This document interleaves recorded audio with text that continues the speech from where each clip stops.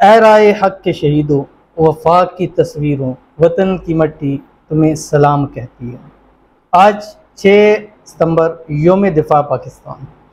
आज की ख़ास वीडियो, ख़ास दुआ मुल्क पाकिस्तान के उन सपूतों के लिए कि जिन्होंने अपनी जान की कुर्बानियाँ दी और आज हम इस मुल्क पाकिस्तान के अंदर एक आज़ाद फ़िज़ा के अंदर सांस रह गए हैं। और ये इनकी कुर्बानियाँ हैं कि मुल्क पाकिस्तान के अंदर मुश्किल हालात आए और हैं हालात, लेकिन इंशाअल्लाह अज़ीज़ इन जवानों की कुर्बानियों की वजह से, इन शहीदों की लहू की वजह से इंशाअल्लाह ये मुल्क पाकिस्तान क़यामत की सुबह तक इसी तरह कायम व दायम चमकता धमकता रहेगा।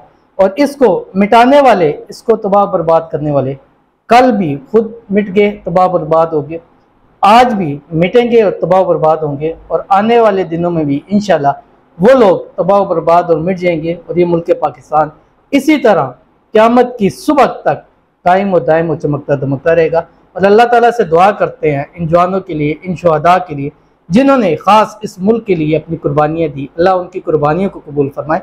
जिस मकसद के लिए कुर्बानियाँ दी, अल्लाह उस मकसद में उनको कामयाब फरमाए। अल्लाह ताला इनकी कुर्बानियों की वजह से इस मुल्क पाकिस्तान के अंदर इस्तेकाम लाए।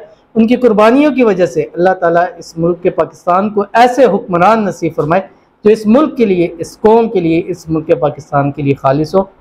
अल्लाह ताला तमाम वो शहीद जिन्होंने किसी भी सूरत में इस मुल्क पाकिस्तान के लिए अपनी कुर्बानियाँ दी हैं, अल्लाह ताला सबको दर्जात बुलंद फरमाए, सबको अल्लाह ताला जन्नतुल फिरदौस पे आला मुकाम अता फरमाए। और हमें भी जब भी ऐसा कड़ा वक्त आए इस मुल्क पाकिस्तान के लिए खड़े होने के लिए, इस मुल्क पाकिस्तान के लिए अपनी जानों का नजराना देने की तौफीक अता फरमाए। आमीन सुमा आमीन या रब्बुल आलमीन।